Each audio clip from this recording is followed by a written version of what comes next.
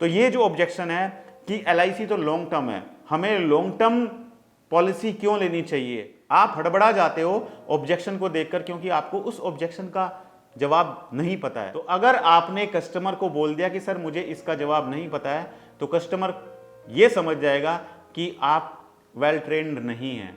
आप सभी दर्शकों ने हमारे YouTube चैनल पर इतना जबरदस्त प्यार दिया, उसके लिए आप सभी का तहे दिल से बहुत बहुत धन्यवाद। और आज का ये वीडियो हमने जो बनाया है वो आप सभी दर्शकों के कमेंट देखने के बाद, उन्हीं कमेंट्स में से हमने एक कमेंट को चुना, और ये कमेंट एक ऐसा कमेंट है जो आप सभी को इसके बारे में जानना बहुत ज़रूरी है।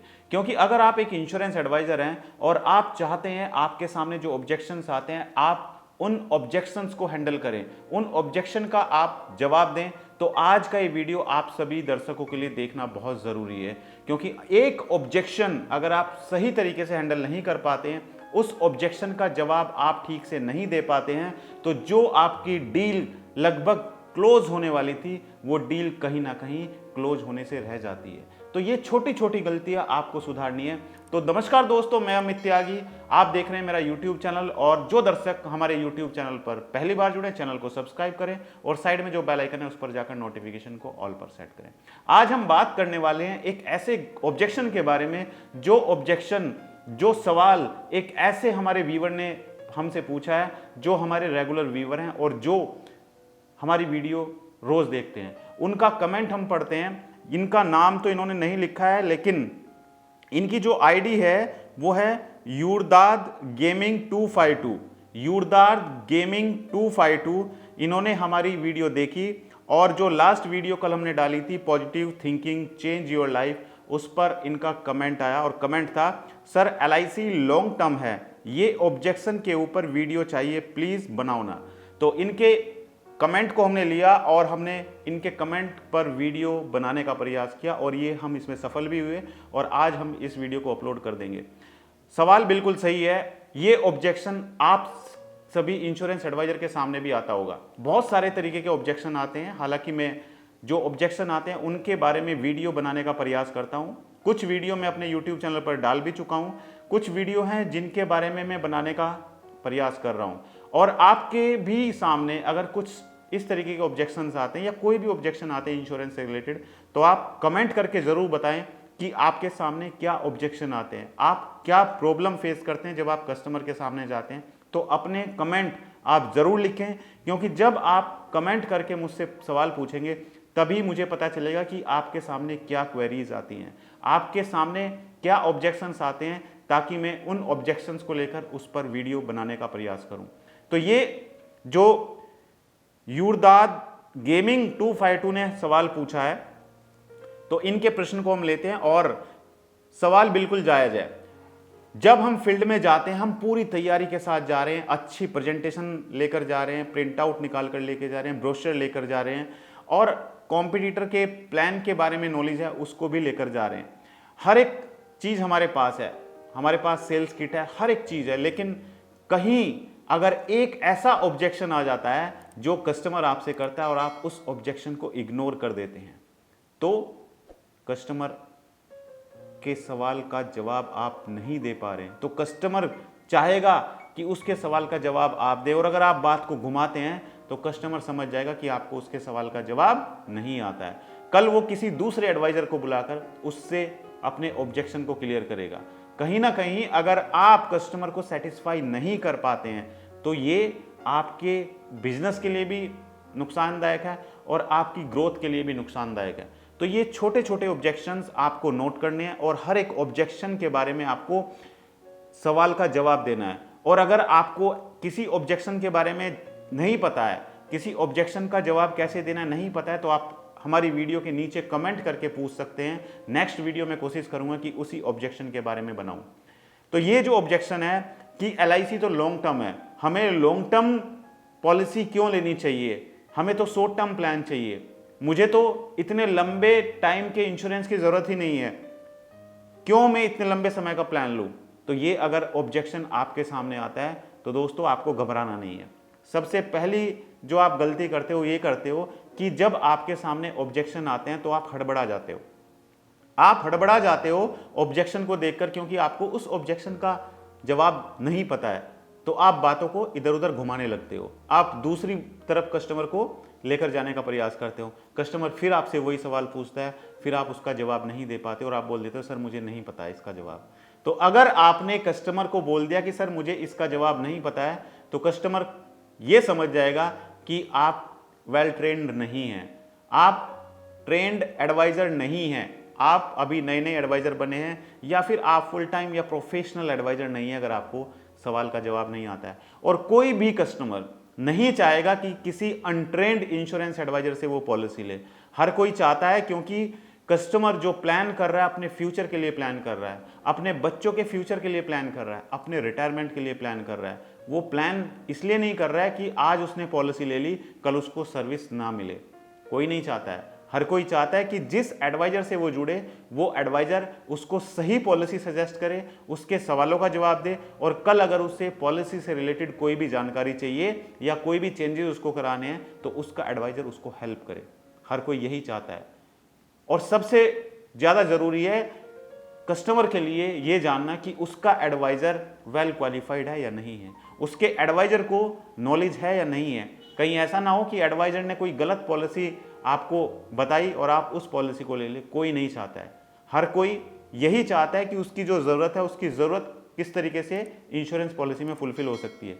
तो अगर ये सवाल आपके सामने आता है कि LIC तो बहुत लंबे समय के लिए है, इंश्योरेंस तो लंबे समय के लिए, मैं क्यों लूं, तो आपको उसका जवाब देना है। और जवाब ये है दोस्तों कि सर देखिए, आप भी जानते हैं कि हमारी लाइफ जो हम काम कर रहे हैं, हमारी लाइफ हम काम किस लिए करते हैं, अपनी फैमिली के फ्यूचर के लिए, ताकि हम अपने बच्चे को अच्छी एजुकेशन दे पाएं, ताकि हम अच्छे तरीके से अपने परिवार को लेकर जाएं उस लेवल पे जहां पर हम अपने ड्रीम पूरा करना चाहते हैं। हमारा ड्रीम है, हमारे घर में बेटी है तो हम चाहते हैं कि बेटी की अच्छी पढ़ाई हो और बेटी की शादी हो। बेटा है तो चाहते हैं कि बेटे के फ्यूचर के लिए इंश्योरेंस पॉलिसी चाहिए। या फिर हम चाहते हैं कि हम जब रिटायर हों तो रिटायरमेंट के टाइम पर हमें इतनी इनकम आनी स्टार्ट हो जाए ताकि जिस तरीके से हमें आज रेगुलर इनकम आ रही है, हमारे बिजनेस से, हमारी जॉब से जो सैलरी आ रही है, उस तरीके से हमारी फैमिली सर्वाइव कर पा रही है, वही जीविका हमारे रिटायरमेंट के बाद भी चलती रहे। तो इसको ध्यान में रखते हुए कस्टमर चाहता है कि उसको ऐसी कोई पॉलिसी चाहिए। तो दोस्तों, सवाल का जवाब कस्टमर ने खुद दे दिया है। उसकी रिक्वायरमेंट है कि उसके बच्चे के फ्यूचर के लिए या फिर उसके रिटायरमेंट के लिए उसको प्लान चाहिए। अब बच्चे की एज मान के चलते हैं 5 साल है, तो कस्टमर को प्लान चाहिए कि जब बच्चे की पढ़ाई हो, यानी कि 20 साल के आसपास पढ़ाई हो, उस टाइम पर उसको पैसे की जरूरत है। दूसरी बात आपको बतानी है कि सर देखिए, इंश्योरेंस पॉलिसी लॉन्ग टर्म के लिए हमेशा लेनी चाहिए। वो इसलिए लेनी चाहिए कि सर आप भी जानते हैं कि जितनी कम एज होती है प्रीमियम उतना ही कम होता है। आज आपकी एज 30 साल है तो आपका प्रीमियम कम रहेगा। 40 साल की एज पर अगर आप इंश्योरेंस पॉलिसी लेते हैं तो आपका प्रीमियम बढ़ जाएगा। और सर 50 साल की एज पर यह भी गारंटी नहीं होती है कि पॉलिसी मिल पाएगी कि नहीं मिल पाएगी, क्योंकि पॉलिसी लेते समय कंपनी हेल्थ कंडीशन भी देखती है। क्योंकि सर आप भी जानते हैं कि जैसे जैसे हमारी एज बढ़ती जाती है तो हमारी बॉडी में कुछ ना कुछ कमियां आने लगती है। किसी को BP की प्रॉब्लम होती है, किसी को शुगर की प्रॉब्लम होती है, और सर आजकल तो आप देख रहे हैं यंग एज में भी हार्ट अटैक जैसी बीमारियां आ रही हैं, ऑन द स्पॉट डेथ हो रही है आज के समय में। तो ये सब क्या होता है, ये सब जो इंश्योरेंस होता है सर, ये तभी मिलता है जब हम फिट एंड फाइन है। तो सर आज की डेट में 50 साल की एज में अगर किसी को पहले हार्ट अटैक आ चुका है, उसकी एंजियोग्राफी हो चुकी है, तो उसको इंश्योरेंस, लाइफ इंश्योरेंस कवर नहीं मिलेगा। तो इसलिए हमें कम एज में, यानी कि हेल्थ कंडीशन ठीक रहते रहते हमें इंश्योरेंस पॉलिसी ले लेनी चाहिए। और सर इसीलिए मैं आपको सजेस्ट करता हूं कि अभी आपकी एज यंग है, आपकी एज 30 साल है, आपकी एज 35 साल है, तो इस यंग एज में सर आपकी हेल्थ कंडीशन भी बिल्कुल अच्छी है। और सर दूसरी सबसे बड़ी बात यह है कि एज कम होने की वजह से आपका जो इंश्योरेंस का प्रीमियम है वो भी कम ही जाएगा। और सर लाइफ इंश्योरेंस में जो प्रीमियम जाता है वो अगले 15 साल या 20 साल या 25 साल तक आपका यही प्रीमियम जाएगा। और सर दूसरी बात, आपका लाइफ कवर तब तक चलता रहेगा जब तक आपके ऊपर अपने बच्चों की जिम्मेदारी है। बच्चे 2 साल के हैं, बच्चे 3 साल के हैं या 5 साल के हैं, तो जब तक बच्चे सेटल्ड नहीं हो जाते तब तक आपकी जिम्मेदारी है अपने बच्चों के प्रति। तो बच्चे सेटल होते हैं कब? 25 साल की एज में। और बच्चे की एज अगर 5 साल है तो अगले 20 साल तक आपके पास जिम्मेदारी है अपने बच्चों को सेटल करने की।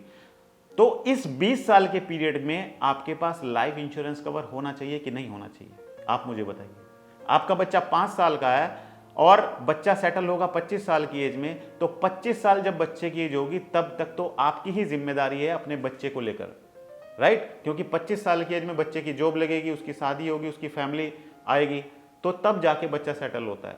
तो तब तक का आपको लाइफ इंश्योरेंस कवर लेना चाहिए।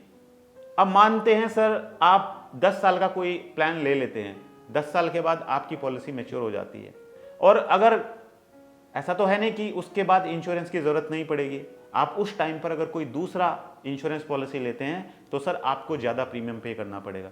तो इसीलिए सर मेरा सजेशन है आपको, डिसीजन लेना ना लेना आपका काम है, लेकिन सर मेरा काम है आपको बताना। मैं आपको यही बताना चाहता हूं कि यंग एज में, कम एज में आपको लॉन्ग टर्म तक का लाइफ इंश्योरेंस कवर लेना चाहिए, जिसमें आपका प्रीमियम भी लाइफ टाइम तक कम जाएगा, यानी कि 20 साल तक कम जाएगा, और आपका लाइफ इंश्योरेंस कवर तब तक आपकी फैमिली को आपको कवर करता रहेगा।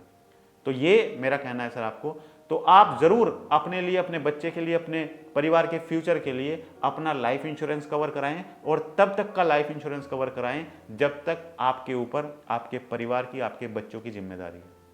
तो अगर ये ऑब्जेक्शन आपके सामने आता है तो आप इस ऑब्जेक्शन का जवाब इस तरीके से दे सकते हैं। तो अगर आप इस तरीके से कस्टमर को समझाएंगे तो डेफिनेटली कस्टमर को समझ आएगा, और वो आपके जो उसने सवाल किया था आपसे उसका जवाब सुनकर उसको अच्छा लगेगा, और हो सकता है वो आपसे पॉलिसी वहीं पर ले ले। तो दोस्तों आपके सामने जिस तरीके के भी ऑब्जेक्शन आते हैं, जितने टाइप्स के भी ऑब्जेक्शंस आते हैं, तो आपको ऑब्जेक्शन से घबराना नहीं है, आपको ऑब्जेक्शन को सुनना है, कूल माइंड से ऑब्जेक्शन को सुनना है, और उस ऑब्जेक्शन का जवाब देकर आना है। खाली हाथ नहीं आना है, या बात को घुमाकर नहीं आना है। कस्टमर को ऐसा एहसास नहीं होना चाहिए कि आप उसके ऑब्जेक्शन का जवाब नहीं दे रहे हो, उसको आपको हैंडल करना है, उसके सवाल का जवाब देना है, और जब आप कस्टमर को सेटिस्फाई करके आएंगे ऑन द टेबल, तो डेफिनेटली कस्टमर इन फ्यूचर अगर प्लान लेगा तो वो आपको जरूर कॉल करेगा, वो आपसे जरूर कांटेक्ट करेगा।